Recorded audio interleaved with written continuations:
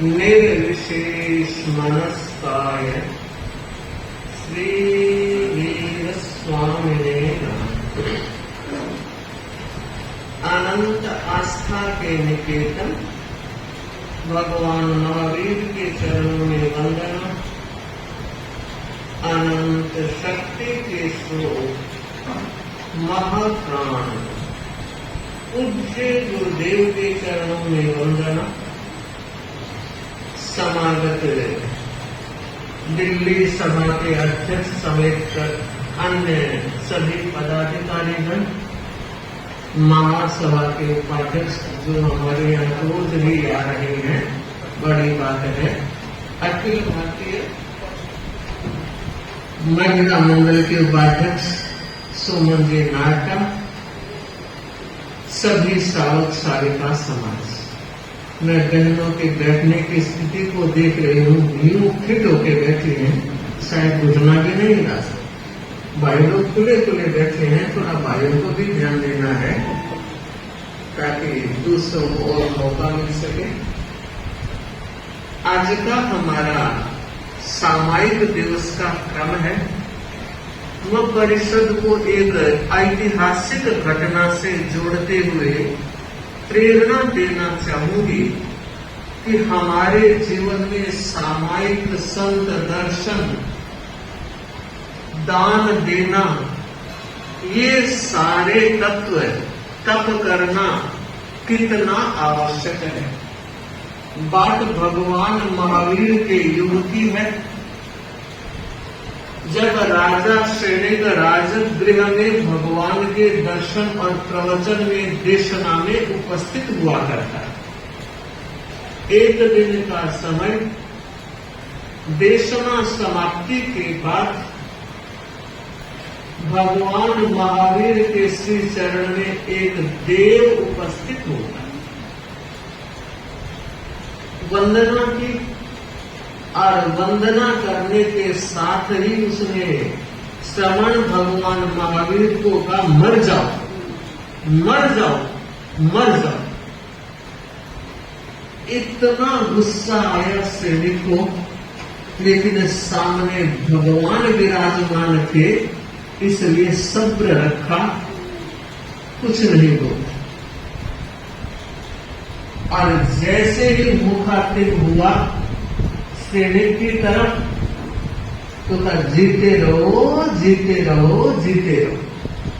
तो सोचा मुझे तो अच्छी बात कही, अगर मुझे यही बात कहता तो मैं सहन नहीं कर पाता। अब देखिए, इस बात को हम सब जानते हैं कि किसी के कहने से कोई मरता नहीं और कोई चिरायु होता नहीं, मगर शब्द का भी अपना संसार है, शब्द का भी अपना प्रभाव है, शब्द का भी अपना व्यवहार है। इसलिए मैं इस विशाल परिषद से यह कहना चाहूंगी, वचने का दरिद्रता। वचन तो मधुर ही होना चाहिए। कटु वचन, अप्रिय वचन किसी को अच्छे नहीं लगते। आपको अच्छे नहीं लगते तो फिर जब आप बोलते हो तो दूसरे को कैसे अच्छे लगेंगे। इसलिए ध्यान देना है, जो व्यवहार, जो भाषा मुझे अच्छी नहीं लगती, अगर आप उसका प्रयोग करते हो तो दूसरों को भी आप अच्छे नहीं लगोगे। कुछ व्यक्ति ऐसे होते हैं, कुछ व्यक्ति ऐसे होते हैं जो दिल में उतर जाते हैं। कुछ व्यक्ति ऐसे होते हैं जो दिल में उतर जाते हैं, तो कुछ व्यक्ति ऐसे भी होते हैं जो दिल से उतर जाते हैं। अब साधन तो वाणी थी, व्यवहार भी तो था, इसलिए सैनिक बड़ा खुश हुआ कि मुझे तो आशीर्वाद मिल गया। सामने अभय कुमार बैठा था। अभय को क्या कहा, चाहे जीत चाहे मर, जो तेरी इच्छा। और कहते हैं संयोग की बात देखिए, उस देव की नजर रास्ते पर गई तो काल सोकरिक जाता हुआ दिखाई दिया, तो उसे कहा, ना जीत ना मर। देव चला गया। श्री भगवान के चरणों में श्रेणिक सम्राट कहता है, महाराज इस देव का दिमाग का कोई स्क्रू लूज हो गया। कितनी सिर धड़ बिना की बातें। भगवान ने कहा नहीं, उसने ठीक कहा। भगवान आप कहते हो तो मान लेता हूं, मेरी छोटी बुद्धि तो इसको हजम भी नहीं कर पाई, मुझे समझाए, कृपा करें। और मैं आप सबसे भी कहना चाहूंगी, विनय हमारी परंपरा है। हमारे बहुत से भाई बहन बड़ी विनम्रता से बात करते हैं और दिल को गदगद कर देते हैं, लेकिन ऐसे साविकाएं भी आते हैं, मंगल पाठ सुनाओ। आप देखिए, बात तो वो एक व्यक्ति कह रहे हैं, मत्थे उड़ाने, कृपा करो, मंगली बख्शाओ और मंगल पाठ सुनाओ। काम तो एक ही करना है, मगर आप देखें कहने का तो तरीका कैसा है। इसलिए मैं कहना चाहूंगी कि हमारा हर तौर तरीका इतना शालीन होना चाहिए कि वो व्यक्ति जिंदगी भर याद रखे, यार वो कोई चौमासा हुआ था, वो कोई घर था, वो कोई परिवार था, वो कोई संस्कार थे। भगवान ने कहा, सम्राट मुझे कहा मर जाओ, बहुत ठीक कहा। उसने ये कहा कि अब आप क्या कर रहे हो, अनंत सुख आपके इंतजार कर रहे हैं, अब तो मोक्ष से का वर्ण करो, या बैठे क्या कर रहे हो, मर जाओ। अच्छा, और अभय कुमार को कहा, चाहे जी चाहे मर, तेरे दोनों हाथों में लड्डू है। यहां है आनंद का जीवन जी रहा है और आगे स्वर्ग लोक में जाएगा, आनंद ही आनंद है, तो चाहे जी चाहे मर। और काल सौकरी को कहा, ना जी ना मर। जी रहा है तब भी हिंसा में है, और मरने के बाद तो जूत पड़ने ही वाले। तो कहा भगवान सबका बता दिया, मेरा भी बता दो कि रहने दे, कठिनाई होगी। अब जब किसी बात को ना कही जाती है, मैं कहूं पीछे मत देखना, फर्स्ट से पीछे देख ले। जब भगवान ने नहीं कहा, तब पैर पकड़ने बताना हो। तब भगवान महावीर ने कहा, तुम्हें जो आशीर्वाद दिया, जीता रहे, जीता रहे। इसलिए कि मरने के बाद तो नारकी तैयार। ओहो, जब ये बात सुनी और कहा, भगवान आपका भक्त और नारकी में जाएगा कि नहीं, मेरा भक्त कभी नारकी में नहीं जाता, नहीं जा सकता। तो क्या मैं आपका भक्त नहीं हूं? भगवान ने कहा, सम्राट भक्त बाद में बने और आयुष्य कर्म का बंध पहले करे। और जब आयुष्य कर्म का बंध कर लिया जाता है, तो जैन धर्म और कर्मवाद के आधार पर वो नहीं बदल सकता, वो निकाचित बंध हो चुका है।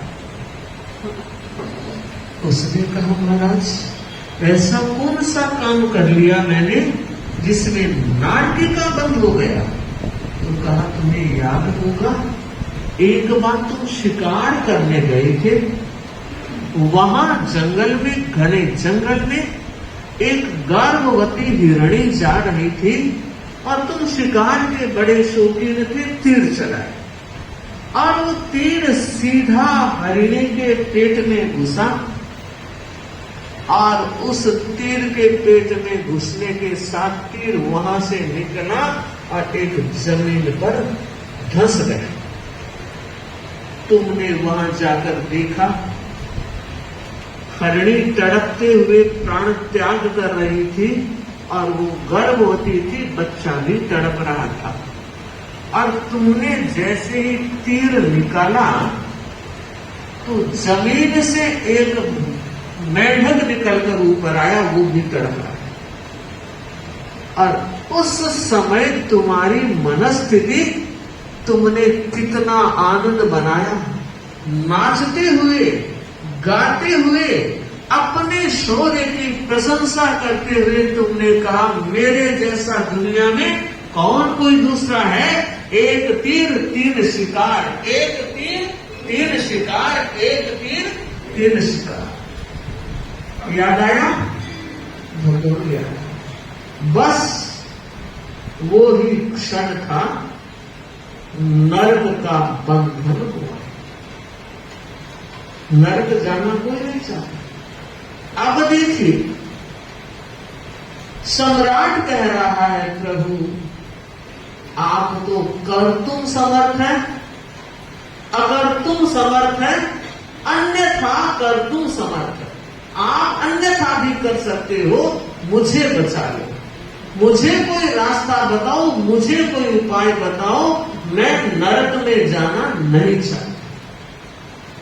भगवान तो जानते थे, फिर भी उन्होंने कहा सैनिक, तेरे ही राजगृह में पुण्या श्रावक रोज सामायिक करता है, अगर वो एक सामायिक तुझे मोल दे दे तो तुम्हारा नरक गमन टल सकता है। अब मैं सारी परिषद से कहना चाहूंगी कि आज की इस कथा और घटना से एक प्रेरणा लें कि जीवन भर जब तक सांस रहेगी, शरीर स्वस्थ रहेगा, एक सामायिक प्रतिदिन किया करेंगे। 24 घंटे हर दिन के होते हैं, 60 मिनट हर घंटे की होती है, 58 मिनट 58 मिनट्स आप सबको दो, 2 मिनट तो आत्मा के खाते में डालने का प्रयास तो करो। अगर इन्वेस्ट नहीं करोगे, खाते में डालोगे नहीं, तो मुझे बताओ बहनों और भाइयों, निकालोगे क्या? सब खाताधारी हो, खाते में डालते हो तो निकलता है, खाली खाते को कौन पूछेगा? ध्यान देना है, अब फ्यूचर पर ध्यान देना है कि आधी से ज्यादा चल गई है, अब थोड़ी बाकी रही है, कुछ पूंजी अपने लिए भी इकट्ठी कर ले। एक सामायिक नरक गमन को टाल रही है। राजा सैनिक महलों में नहीं गए, सीधे वहां गए और लोगों ने ढूंढ कर कहा पूर्या तुम्हारे घर मगधेश आ रहे। हक्का बक्का हो गया, सामायिक करके उठाई था, डर सा गया, राजा मेरे घर क्यों? अगर आप किसी को कहते गुरुदेव ने याद किया है, ओहो गिद्धि सी बन जाती है। छोड़े गुरुदेव को, बड़े महाराज ने याद किया है। अरे महाराज बता तो दो क्या बात होता है।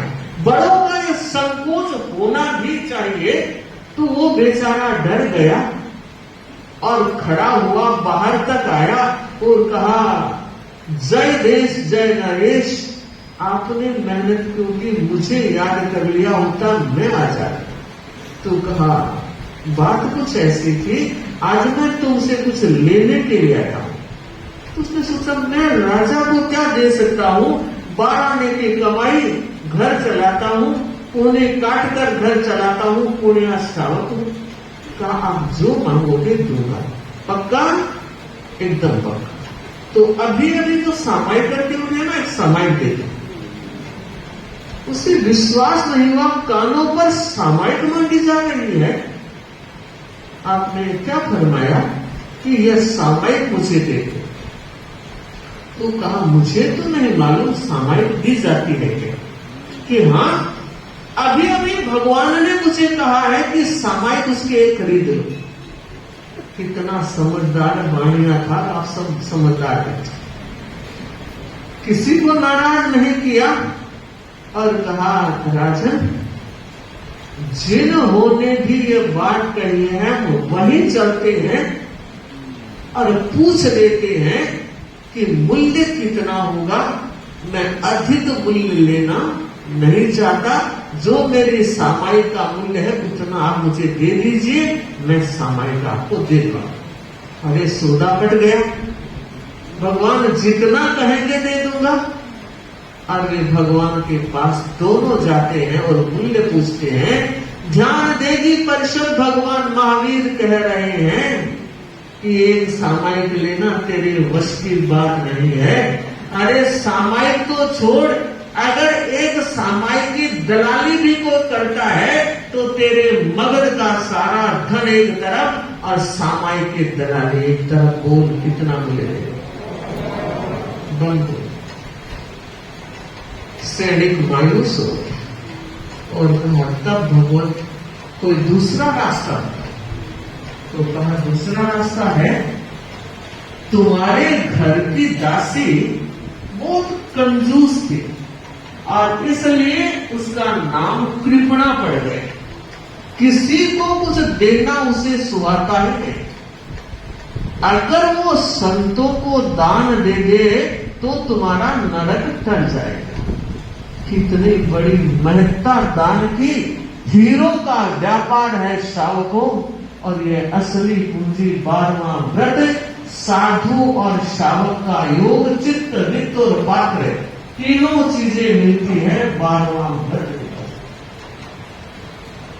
सीधे राजमहलों में गए और संयोग देखिए, 2 संत गोष्ठी के लिए बने। भूमिका बनाने की जरूरत ही नहीं पड़ी।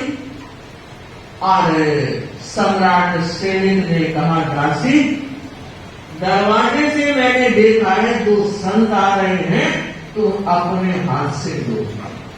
तो कहा राजन, मैंने तो देने की कसम खा रखी, नहीं दोगे? तो कहा देना तो होगा, रत जब हो रहती तब तक संता है।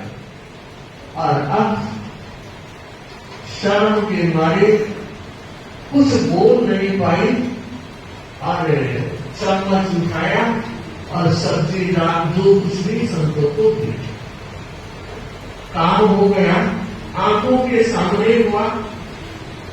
भगवान के पास गया, उसका मेरी मुरादी बच रही ना भगवान। दासी ने दान दे दिया कि मैं कैसे, मैंने अपनी आंखों से देते हुए देखा। तो कहा जाओ तो अपनी दासी से पूछो कि दान देते हुए तूने क्या कहा।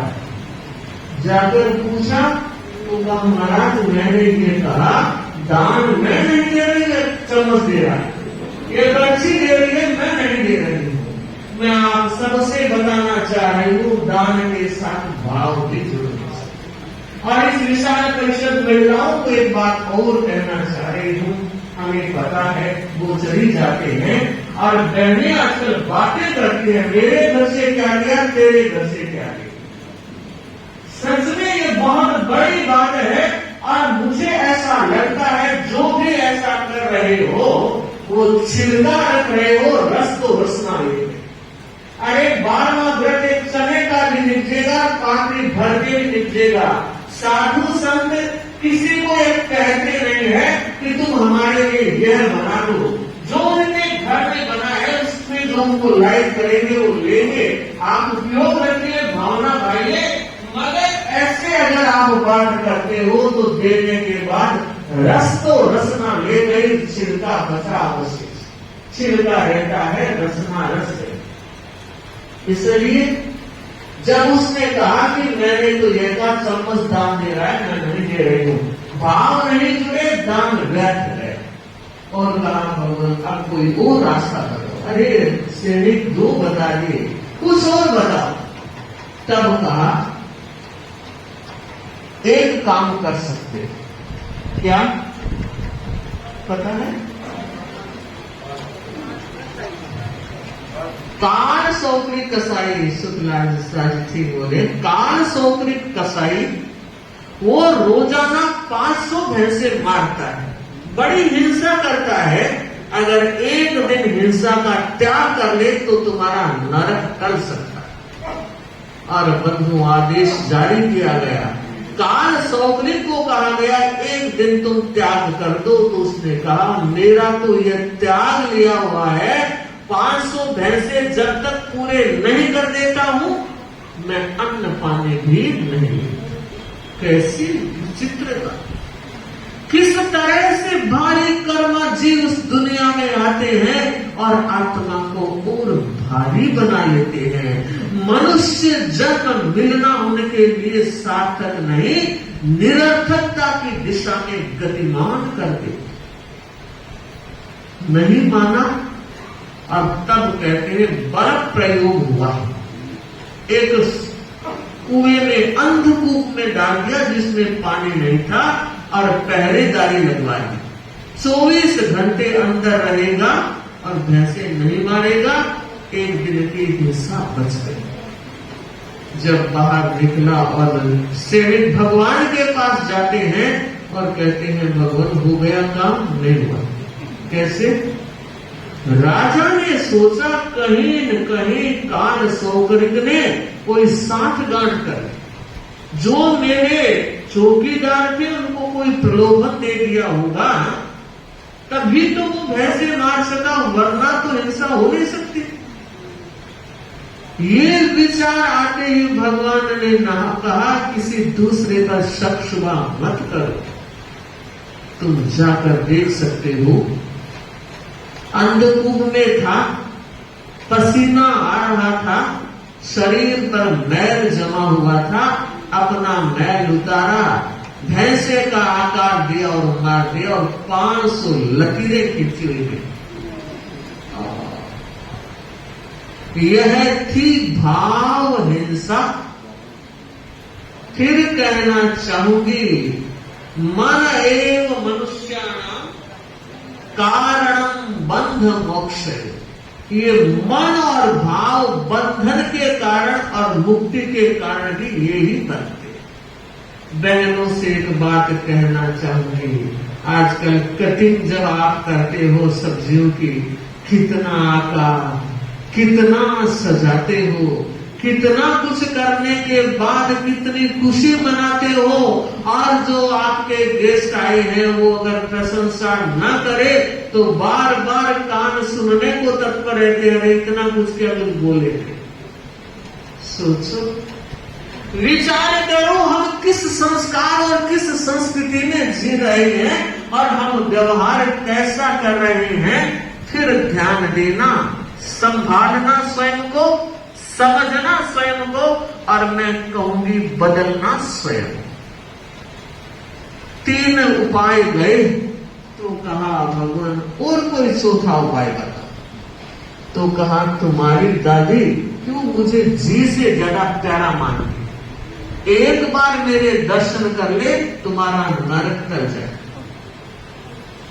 अरे वो तो बहुत सरल उपाय है, अब तक तो पराये लोग थे, अब दादी तो मेरी खुद की है, काम हो जाएगा। बहुत खुश होकर के गए और कहा दादी मां सिर्फ एक बार भगवान महावीर के दर्शन कर लो, मेरा नरक गमन टल जाएगा। और उसने कहा पोते एक बार जाते हुए 4 बार जा, मैं भगवान के दर्शन नहीं करूंगी अभक्ति आत्मा से। बंधु बहुत उदास होकर के जब लौट रहे थे, अभय कुमार हमेशा अपने पिता की शरण वंदना करता था। मंत्री भी था और आपको पता होगा वो बेटा भी था। चरण वंदना किया करता था। आप लोगों को पता होगा, जो कल रात आए थे उन्हें पता है, जो नहीं आए मैं उन्हें कहना चाहूंगी, रात्रि के समय ग्रहों का जो विश्लेषण हो रहा है और रिश्तों के साथ बैठकर हम किस तरह अपने ग्रहों को प्रभावशाली बना सकते हैं, उस दौरान चर्चा में मैंने कहा था, पूरा विश्लेषण था। 2 बात बता देना चाहूंगी।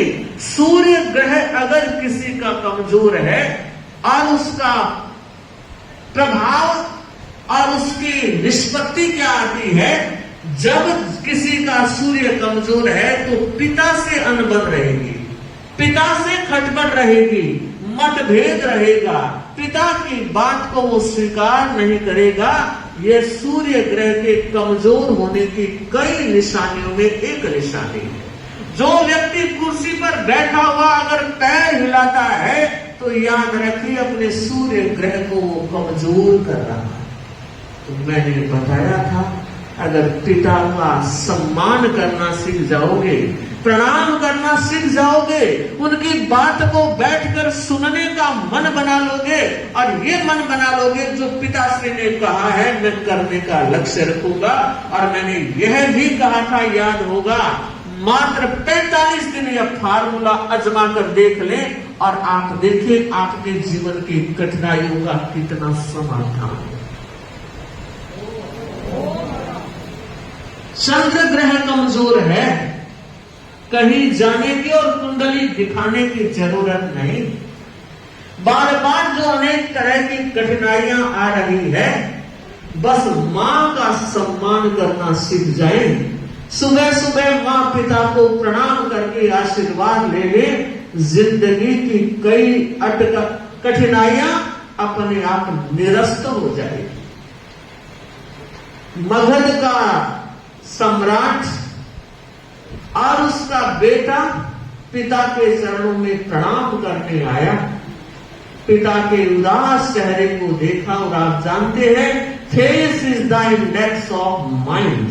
चेहरा दर्पण होता है, सूचीपट होता है, भीतर के भाव बिना कहे वो कह देता है।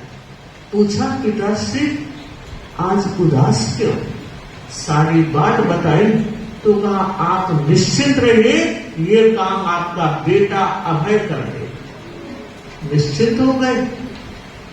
और अब देखिए थोड़ी देर के बाद, थोड़ा अंतराल देने के बाद अभय गया तो कहा दादी मां मौसम बहुत सुहावना है, मैंने सोचा है थोड़ी सैर करके आ जाते हैं, घूम फिर के आ जाते हैं, आपका मन हो तो आप भी मेरे साथ चलो।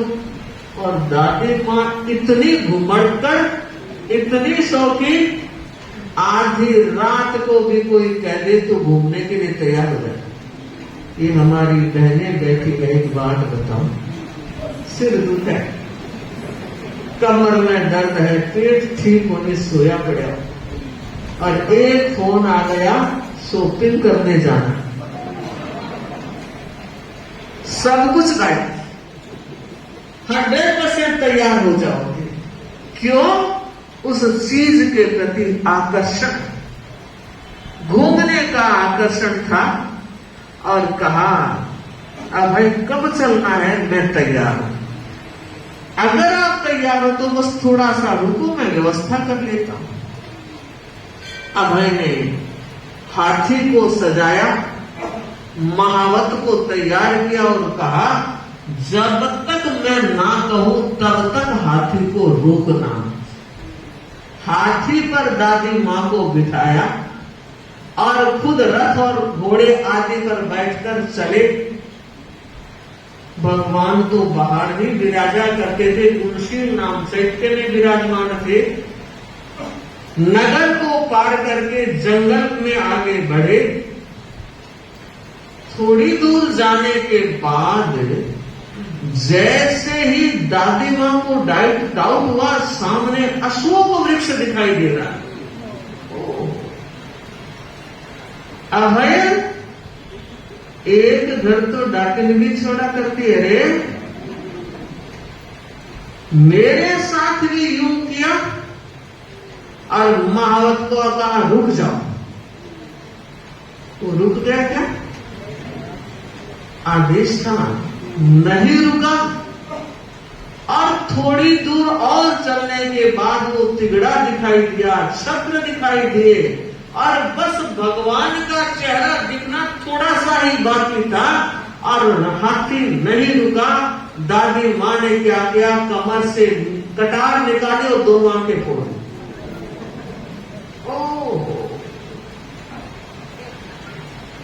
हाथ भी जलाए और मोरण भी देखा। बड़ा अफसोस अभय कुमार को हुआ, अरे गजब हो गया, क्या किया जा सकता। जाकर पिताश्री को कहा, पिताश्री मेरा उपाय फेल हो गया। बहुत अच्छे ढंग से मैंने योजना बनाई थी मगर बिगड़ गई, सफल नहीं हुई। और बंधु अब भगवान के पास वो आकर कह रहे हैं, भगवान अब लगता है आप लोग कई बार फरमाते स्वार्थिया संसार, अपना कोई नहीं है। आज सच्चाई का पता लगा। प्रभु मुझे ही बताइए मुझे क्या करना चाहिए, क्योंकि नरक मुझे जाना है और नरक से बचाव भी मुझे अपना करना है। तो अब चारों उपाय फेल हो गए। अब आप कृपा करें, आप जो कहोगे कर लूंगा। 6 महीने खड़े खड़े धूप में सूख जाऊंगा मगर नरक में बचा लूं, नरक नहीं जाऊं। और भगवान महावीर ने कहा, सम्राट एक दिन नौका से कर लेना, नरक बच जाएगा। ध्यान देगी परिषद तप का कितना बड़ा प्रभाव है। एक नौका से शास्त्र बताते हैं 100 वर्ष की कर्म निर्जरा नारके होती है, उतनी निर्जरा एक नौका से होती है। रात के 12 बजे से सूर्योदय के 48 मिनट 50 मिनट का कालमान नौकाशी का कालमान है। और मैं प्रेरणा देना चाहूंगी, एक नौकाशी तो प्रारंभ करनी ही चाहिए। 24 द बेस्ट। और अगर किसी बंदे से भाई बहन से 24 होती ही नहीं है, तब नाई मामा थे के काना मामा बाल। 3 तो शुरू करो, करते करते 24 तक भी आ जाओगे। शुरुआत ही नहीं होगी तो आगे कैसे बढ़ोगे। बंधु सैनिक संकल्प करके त्याग करके सो जाते हैं कि आज मुझे नौकाशी करनी। अब देखिए घटना क्या घटित हो रही है। बागवान आया, आम लेकर आया, पहली फसल, और राजा आम का बड़ा शौकीन। रानी सेलेना ने दरवाजा खोल के आम की टोकरी महलों में रख ली और सुबह उठते आम की सुगंध कोई छुपा कर भी रखे थे। अगर माताएं बच्चों से छुपा ले तब भी बच्चों को पता चलेगा आम है मम्मी, आम दो। और उस सुगंध के साथ ही सैनिक जगे और कहा, रानी आम की महक आ रही है कि पहली खेप आई है।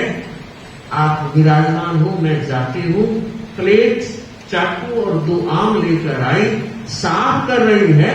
और राजा सैनिक ने कहा, रानी इतनी देर कौन प्रतीक्षा करेगा।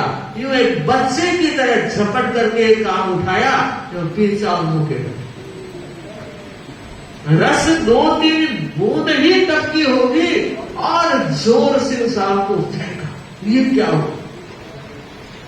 रानी को लगा कोई बिच्छू खा गया है।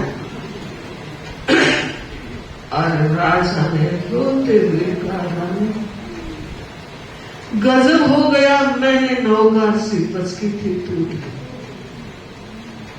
और बंधु अब भगवान के पास आकर रोते हुए कहता है, प्रभु अब कुछ और मत। और भगवान ने कहा, कितना बताऊंगा भाई, 1 2 3 4 5, अब तो सब्र कर। बालक की तरह रो रहा है, मुझे नरक नहीं जाना। और बंधुओं उस समय भगवान महावीर ने सैनिक को सांत्वना देते हुए ये कहा कि सैनिक रो मत। तुमने आयुष्य के बंध के बाद का जो जीवन जिया है वो इतना उजला जीवन जिया है, तुम शायद सम्यक के धनी बन गए हो। और उस नरक से निकलकर तुम आने वाली 24 के पद्मनाभ नाम के पहले तीर्थंकर बनो। और बंधु तब जाकर के सैनिक आश्वस्त हुआ। तो मैं कहना यह चाह रही हूं कि सामायिक दर्शन, दान, तप, ये सारे हमारी आत्मशक्ति को बढ़ाने वाले हैं। इसलिए जरूरत है आप और हम सब इन बातों को जीवन में उतारें। बंधु, जब घर में आत्म ध्यान रहता है, धर्म ध्यान में मन कम लगता है और कई बार नहीं भी लगता। तो मैं आज कुछ ऐसी बातें 2-4 मिनट का समय है बताना यह चाहूंगी कि किस तरह से हम आत्म ध्यान से अपना बचाव कर सकते हैं। आप घर में रह रहे हो और आपका सोने का आपका अपना बेडरूम है। अगर बेडरूम में कोई युद्ध का चित्र है, अगर रोती हुई आकृति का कोई चित्र है, या सुअर, सियार, सांप, गिद्ध, उल्लू, कौवा ऐसे पक्षियों के चित्र अगर लगे हैं तो वो नेगेटिव ऊर्जा आपको अच्छी तरह से सोने नहीं देगी और इसलिए अच्छी तरह से सो नहीं पाओगे तो अगले दिन काम भी अच्छी तरह से नहीं कर पाओगे। दूसरी बात, बेडरूम में कभी भी पानी वाला चित्र नहीं लगना चाहिए। चित्र ऐसे आते हैं जिसमें झरने, नदियां, समंदर, पानी दिखाई जाते हैं, वो चित्र बेडरूम में नहीं लगने चाहिए। और उसके साथ ही साथ गुरुदेव का, तीर्थंकर आदि का, आपके घर में कोई नातीले साधु साधु के चित्र भी नातीला परिवार लगाता है तो ऐसे चित्र भी बेडरूम में नहीं लगने चाहिए। तो आप पूछेंगे कैसे हो? अगर हरा पहाड़ का चित्र हो, पूरा सूखा पहाड़ नहीं, पहाड़ पर हरियाली हो, ऐसे चित्रों का उपयोग किया जा सकता है। उगते सूरज की पेंटिंग लगाई जा सकती है और परिवार का सामूहिक कोई चित्र हो जिसमें दादा, दादी, मम्मी, पापा आदि सामूहिक फैमिली का कोई चित्र हो, हंसता खेलता चित्र हो, ऐसे चित्र का उपयोग पॉजिटिव ऊर्जा को देता है, सकारात्मकता बढ़ाता है। तो जितनी पॉजिटिव ऊर्जा घर में रहेगी, घर में रहने का आनंद आएगा। और जिस घर में नेगेटिविटी बढ़ी रहेगी तो घर में रहने का, रुकने का मन कम करेगा और बाहर जाने का मन ज्यादा होगा। इसलिए घर में नेगेटिविटी ना रहे, जितनी पॉजिटिविटी रहेगी उतना ही घर अच्छा रहेगा। दूसरी बात है, घर का मुख्य दरवाजा बहुत महत्वपूर्ण माना गया है। मुख्य दरवाजे के दाएं बाएं किसी भी दिशा में हो, पर यह जरूर बताना चाहूंगी, अगर कभी कोई नया जमीन का सौदा कर रहे हो, दक्षिण मुखी घर पनपता नहीं, इसलिए दक्षिण मुखी ना होना चाहिए। बाकी उत्तर वेस्ट माना है, पूरब पश्चिम का भी हो सकता है। तो उसमें भी जहां मुख्य दरवाजा जिसको कहते हो, अब मुख्य दरवाजे आजकल 2 हो जाते हैं। पहला, आप कॉलोनी में एंट्री कर रहे हो, दूसरा आप घर में एंटर हो रहे हो। तो मुख्य दरवाजा यहाँ मेरा कहने का मतलब है जिसके साथ आप घर में आ रहे हो। जैसे यहाँ 2 दरवाजे हैं, एक बाहर है, ये दूसरा अंदर, और उससे आप सीधे अंदर आ गए। तो ये घर का मुख्य दरवाजा माना गया है। उस मुख्य दरवाजे के दाएं बाएं 2 स्वस्तिक होने चाहिए।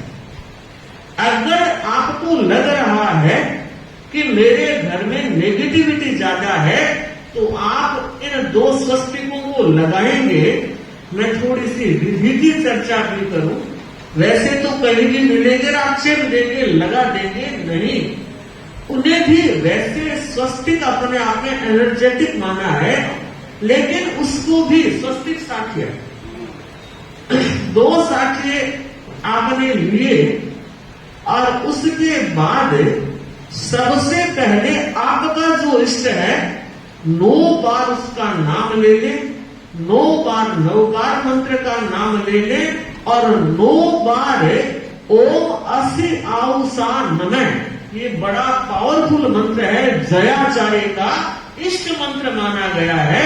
तो ये 9 बार लेने के बाद 3 बार विघ्नायण बोल लेंगे और कहना चाहूंगी 1 बार मंगल पाठ जरूर बोल लिया जाए और फिर उन दोनों को स्थापित करने का आप अच्छा दिन भी जानते होंगे, अच्छा दोघड़िया भी, अच्छा दिन भी, ताकि वो आपकी जो नेगेटिव ऊर्जा है उसको बदल करके पॉजिटिव ऊर्जा करेगा और 90 दिन में आप प्रभाव उसका अनुभव करने लगेंगे।